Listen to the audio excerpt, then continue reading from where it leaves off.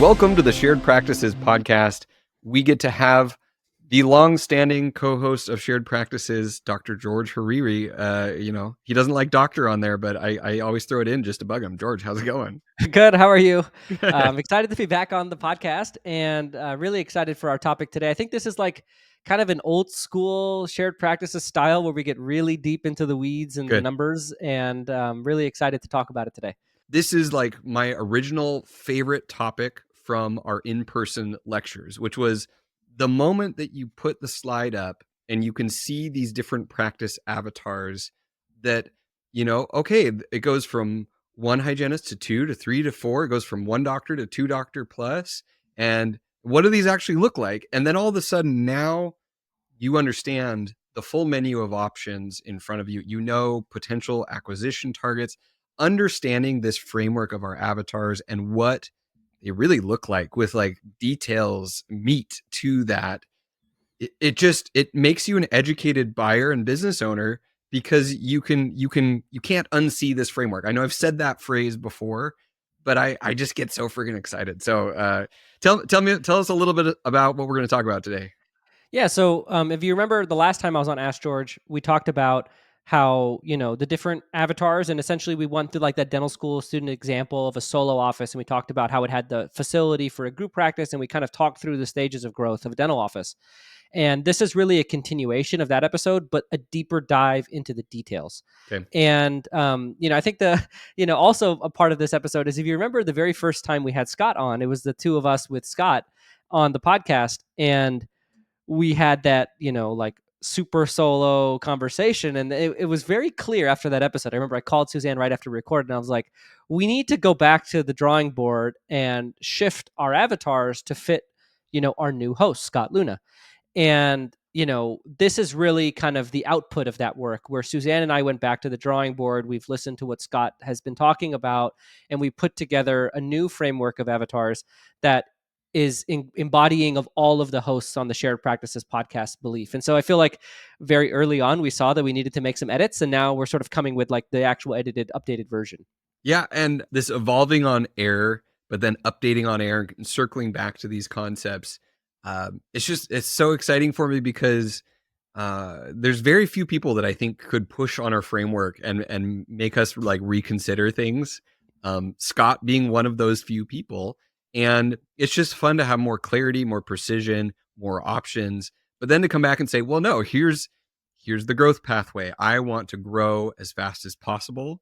Or I want to maximize these avatars, but our framework of these different avatars is still like very relevant to understanding fundamentally what the metrics of different styles of practices look like.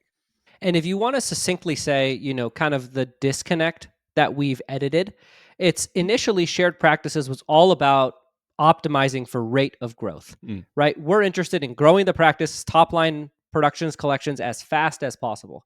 And what Scott brought in is a more patient approach that prioritizes owner income.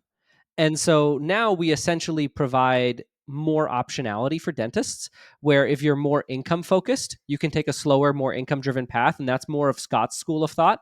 Or if you're more impatient and you're necessarily not as income dependent or necessary, then you can take a faster path. And I think to each their own. And so, it's really our job to just provide the framework and allow each dentist to know what's right for them. And so I think that this is cool because we have two new avatars, Smart Solo and Pseudo Specialist, which are those are the $1 million path is what we call it now, where, you can have that, large income. And $1 million, I kind of view as figurative, like large income, well above an average dentist income.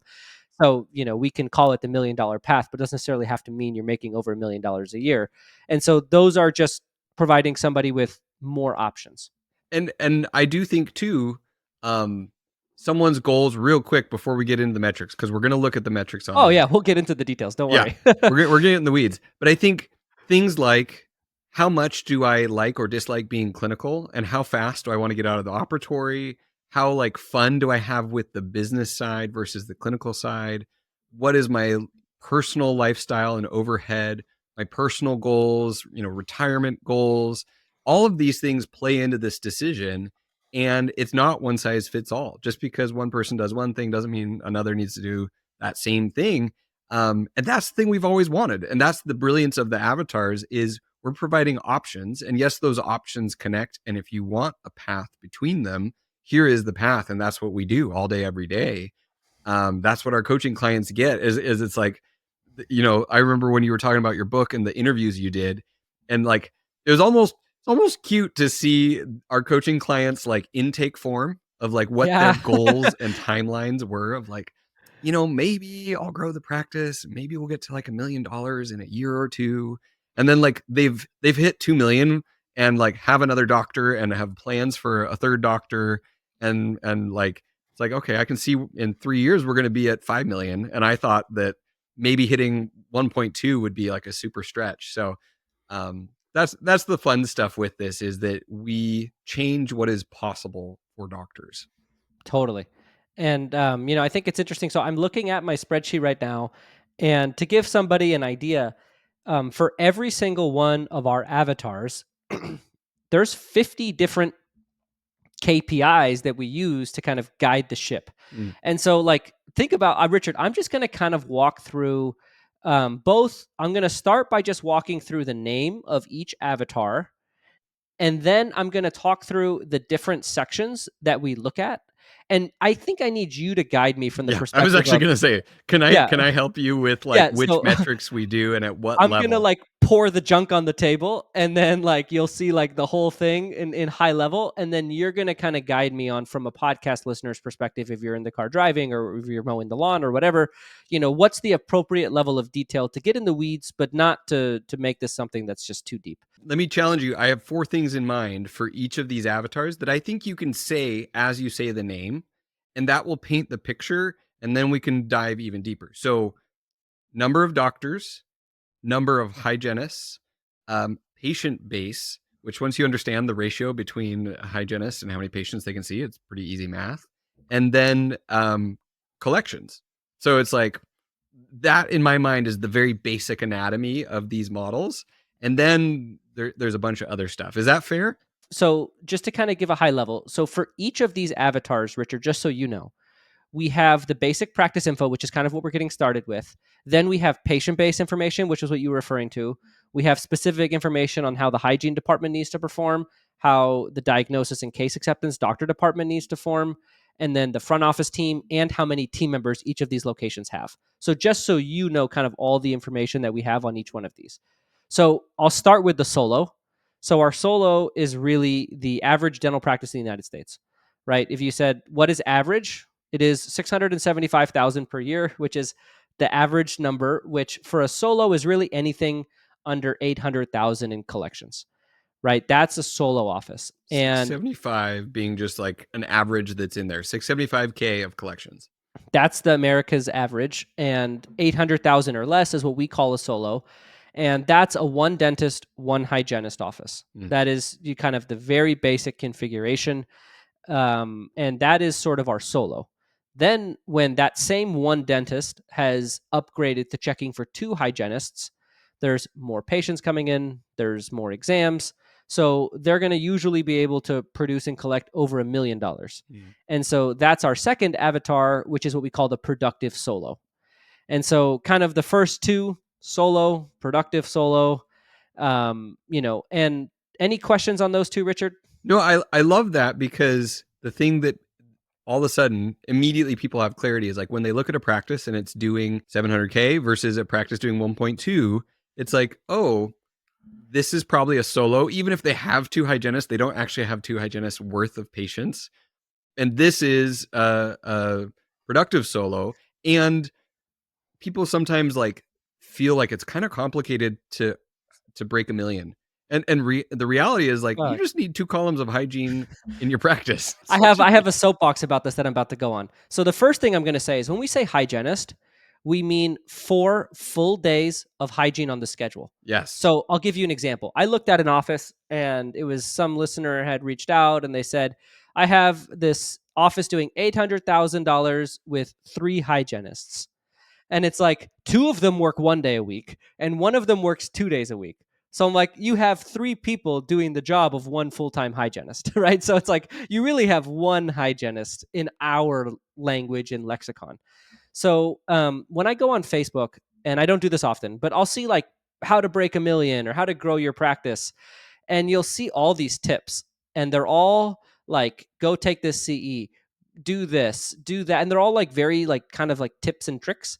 And it's like actually the most straightforward way, if you are a solo dentist working by yourself in an office and you are not checking for 2 full columns of hygiene 4 days a week or every single day that you're in the office, that is the single most straightforward and easy path to growing your practice to that $1 million plus per year collections number, right? There is nothing that you could do that would make that process more straightforward than 2 columns of hygiene every day I'm in the office.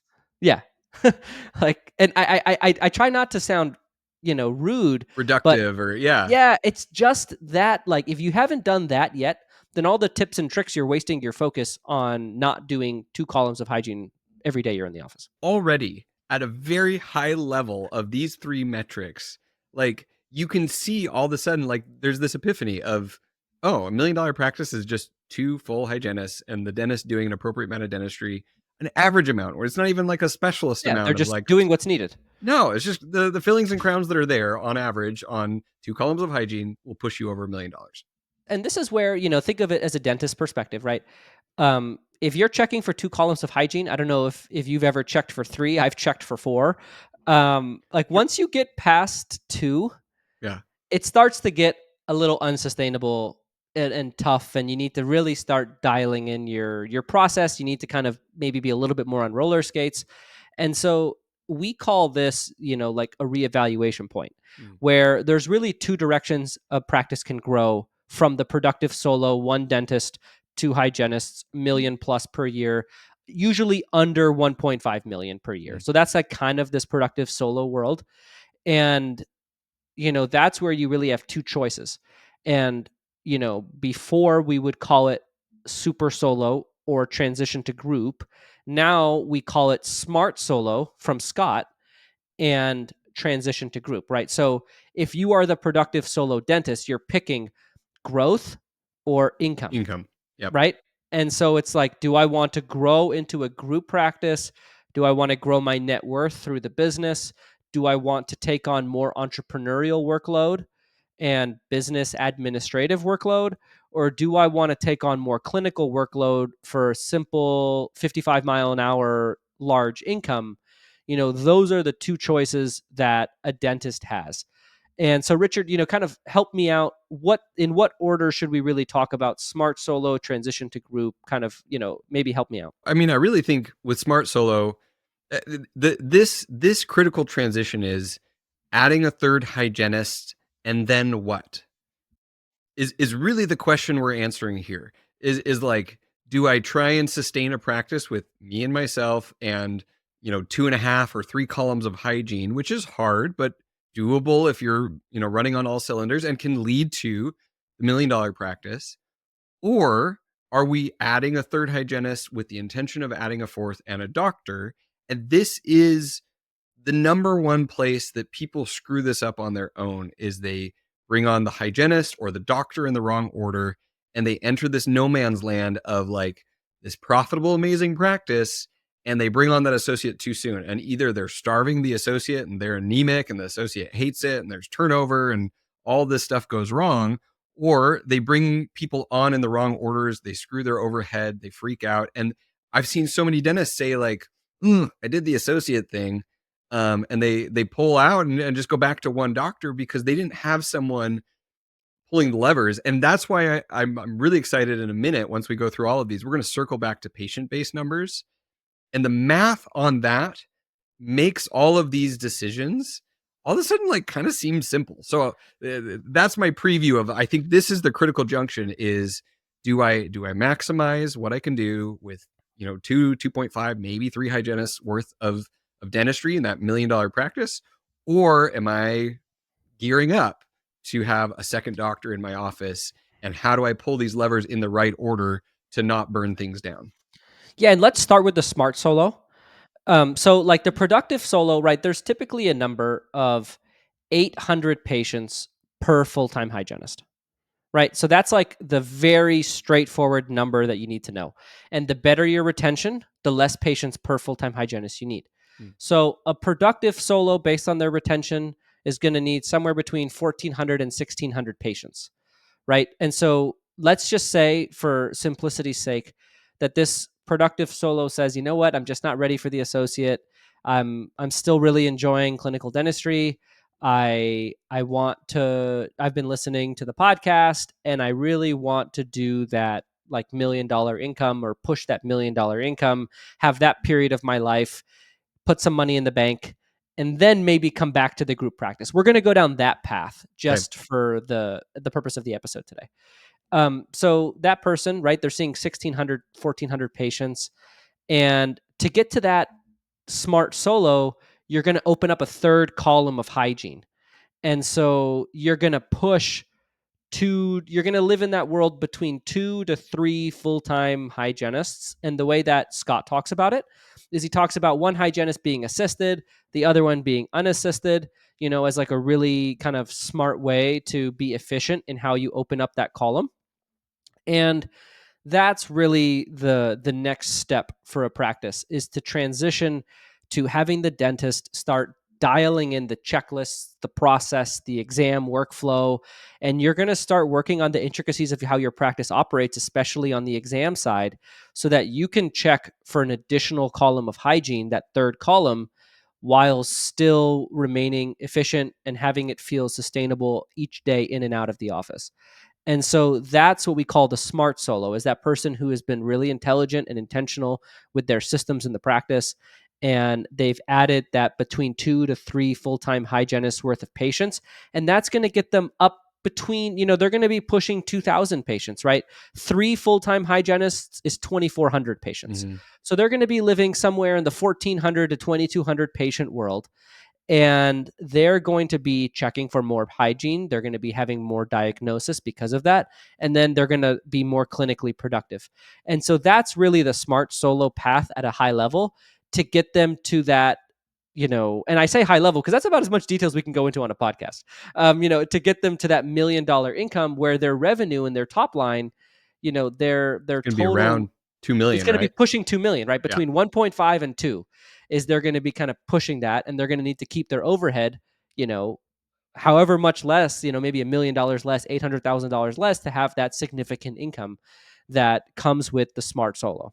The simplicity of it, and Scott and I, broke that down with, I can't remember if we did that episode together. We talked about the numbers because there's pushback. Everyone's like, Yeah. How much does the hygienist do per day? How much does the right, dentist do like per this day? is too Yeah. hard. How do you expect every dentist to do this? And on that episode, we talked about 5 clinical days. There's ways to open the schedule in a sustainable way that allow you to edge a little closer there, and do that dentistry in a way that doesn't feel like you're breaking your back, that you're overextending yourself. And what I love about this is now we're speaking the same language, Right, right? Like what we're saying on this episode is synergistic and congruent with what you and Scott have been diving in deeper on, so right, that when someone listens to this, they're not saying they said one thing and now they're saying another thing. It's like, right. no, with this update, we're all saying the same thing now. And that was really the point of going back to the drawing board and making sure that we have one framework that works in the situations that we discuss. I'm glad that you relented and started talking a little bit about patient numbers in this context, because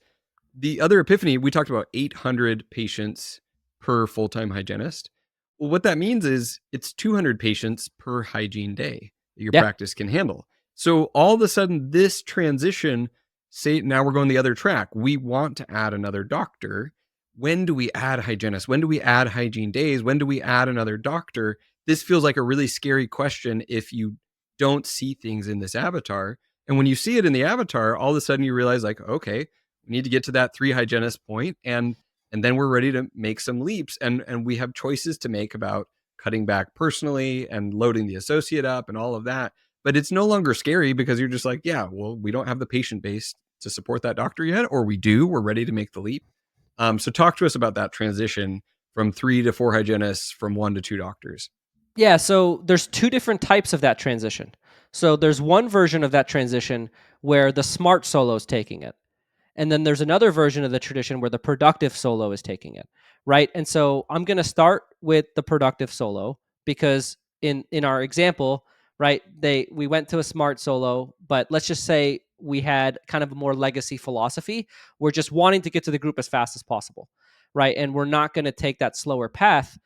There's a big effect that happens when you add an associate, which is, a smart solo is able to do up to $2 million per year because they have an owner level of efficiency doing exams and getting case acceptance.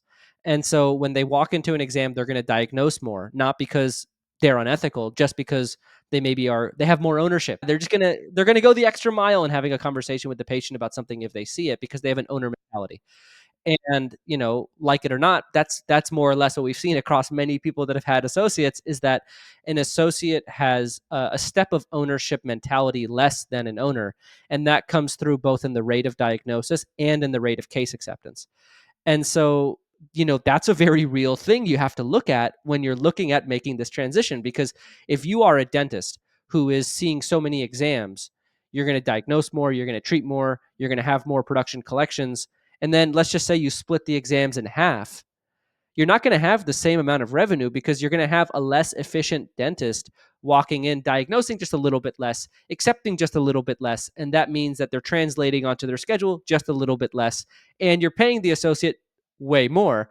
And you have an additional assistant, so it's like you are bloating your expenses and you're also at the same time having a dentist who's less efficient. And so it's kind of, you're hurting yourself both ways. You have less production collections and you also have more expenses. And that's the challenge with an associate. Which is why I said that so many people mess this up when they're doing it on their own and they're not using metrics to make these small leaps to do this, because you take on all those expenses before you are ready and you crash and burn, or you wait too long and your practice is bursting at the seams. You're like, man, we should have had a doctor a year ago and we've just been like dying because we can't even do anything with these new patients. You're not optimizing for growth. So this set of trade-offs of like the timing of it all is key. And so, when you're thinking about it, for us, transition to group, let's just say I'm a productive solo, I'm checking for 2 hygienists, and I'm thinking about making this leap. It really depends on your practice. If you have high new patient flow, see a lot of emergencies, you tend to do a lot of specialty procedures, you are more immune to the effects of this than if you are low new patient flow, don't do a lot of emergencies, don't do a lot of specialty procedures. You're going to have to treat those people differently. And so when we do a transition to group, we're really looking at, there's you're going to have to hire the third hygienist, right? Or you're going to have to open up the third column of hygiene. And so there's one school of thought that would say if the owner does specialty procedures, the practice sees a lot of emergencies, and it has high new patient flow, then if we open up that third column of hygiene without adding the associate, then there's going to just inevitably be too much for one dentist to do, and they're going to burn themselves out. It's bottleneck. And yeah, and there's more for an associate to do. The associate can see the emergencies, which are way more straightforward. Diagnosis, case acceptance, way easier on emergencies than on hygiene patients.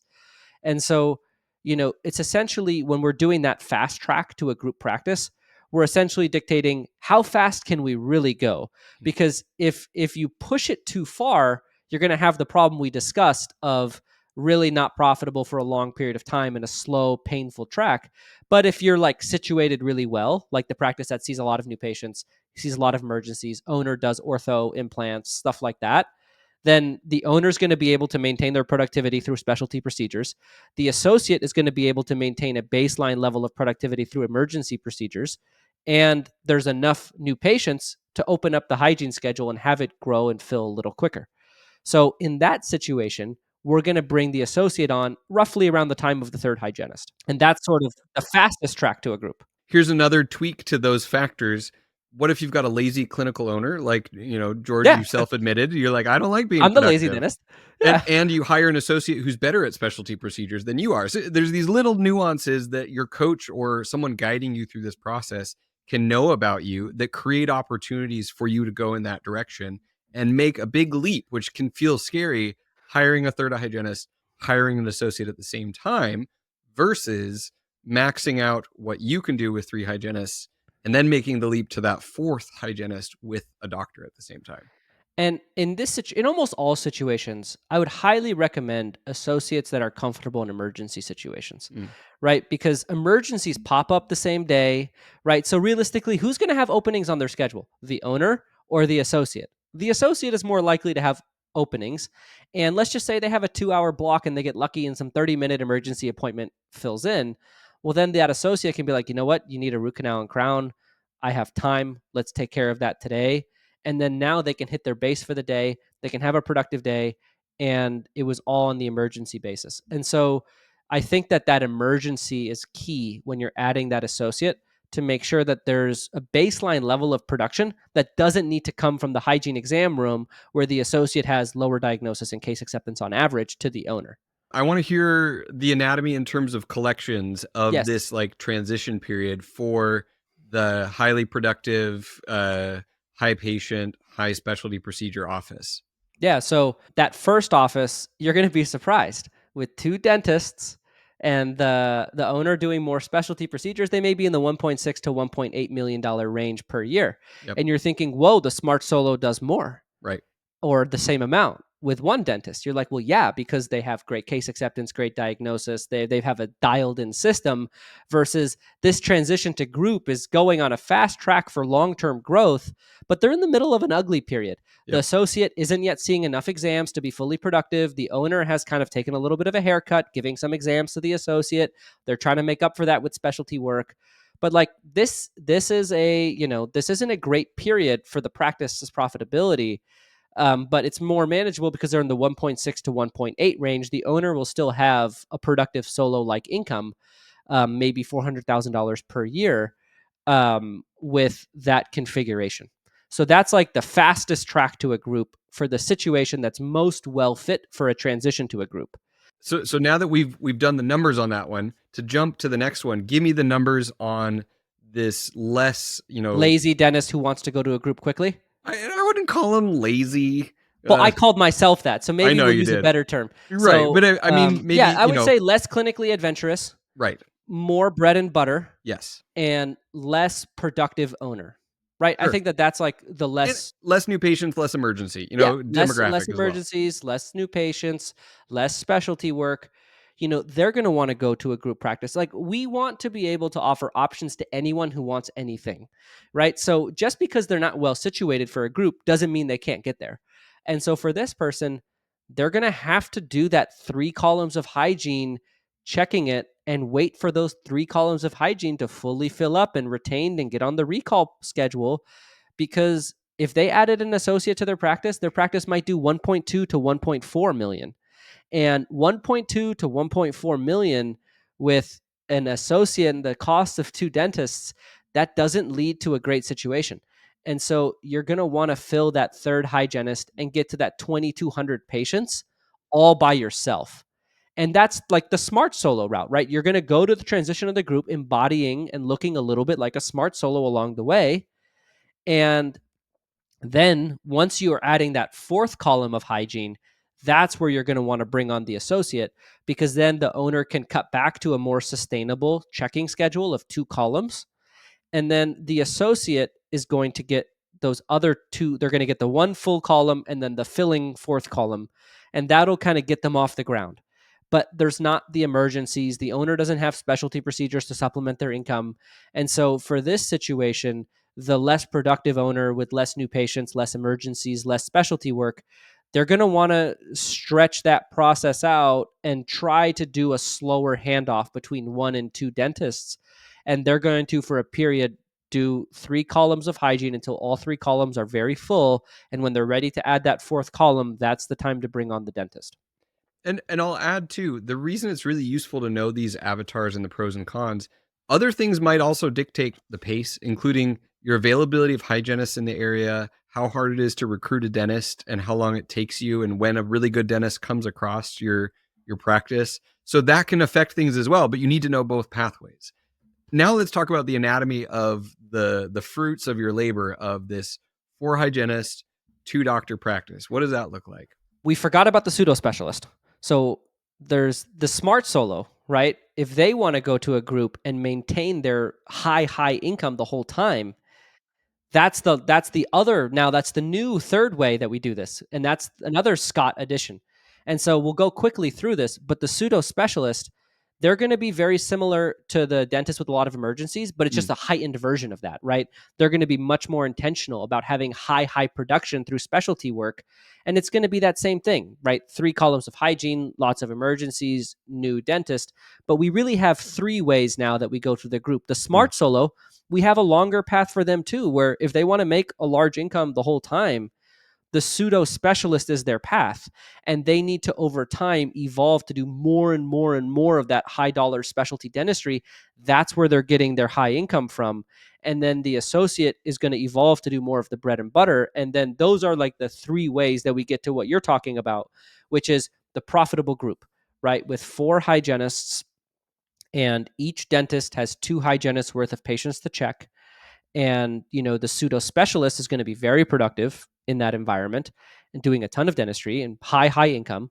And then the other two, more regular dentists are going to do, they're also going to have that. And that's when you get to the like pushing 2 million per year. So like a profitable group begins when you have roughly 2 million per year in top line collections. And then it goes all the way up to when you have it like really humming, you should be doing close to 2.5 million per year. So 200K per month is kind of the number that we think about when a profitable group is, the associate is productive. They're seeing 2 columns of hygiene. The hygienists are productive. The owner is productive.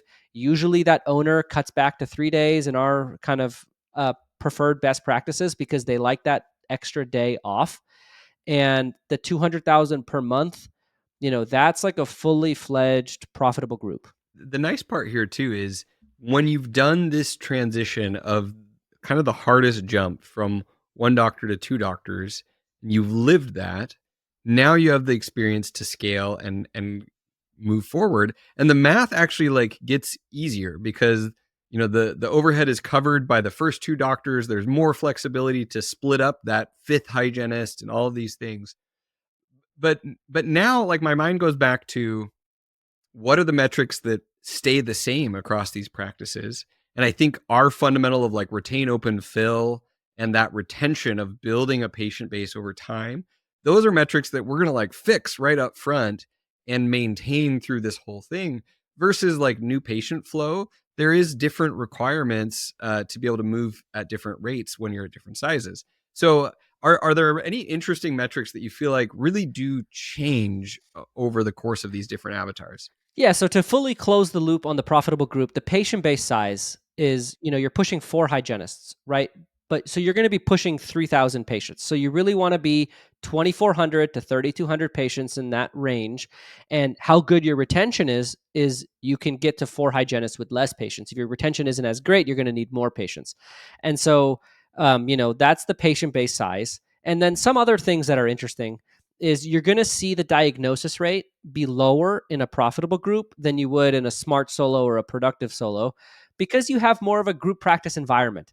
And the reality is that you can't perform at the same level of, efficiency, diagnosis, case acceptance with a larger practice. Like it's just there's 4 hygienists, there's 4 different doctor hygienist combinations doing exams. Like you're gonna expect a slight drop off in the performance of your exams in the doctor department.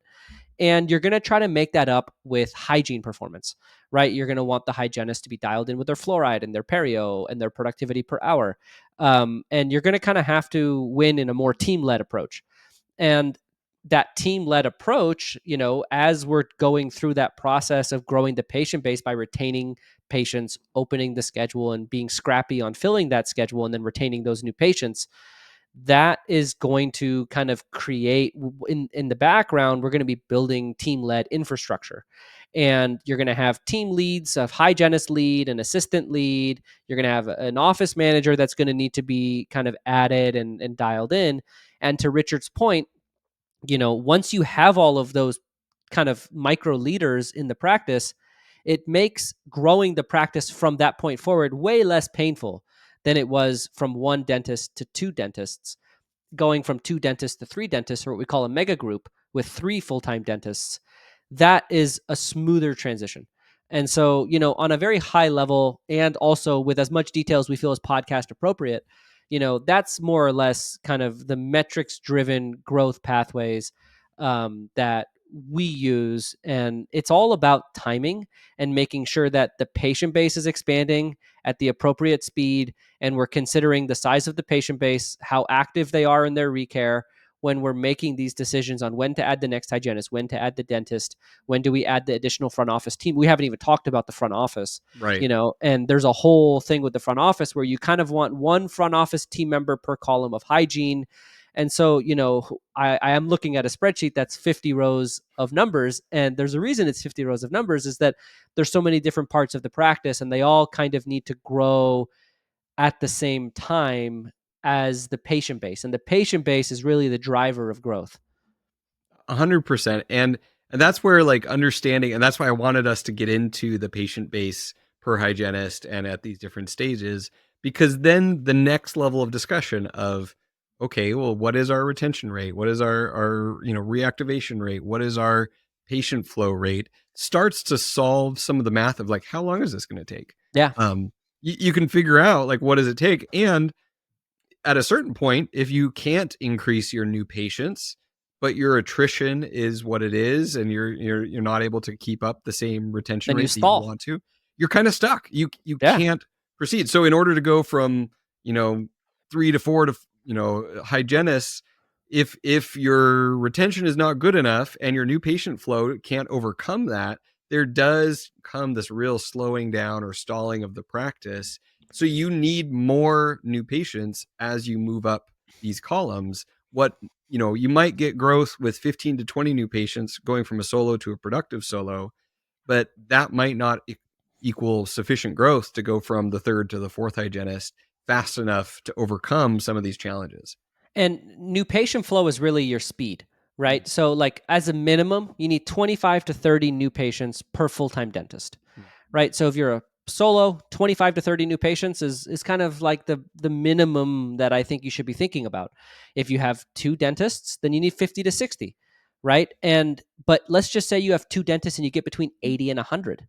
Well, what that does is it does two things. You can grow faster because you can add patients to your patient base faster, and you can go further.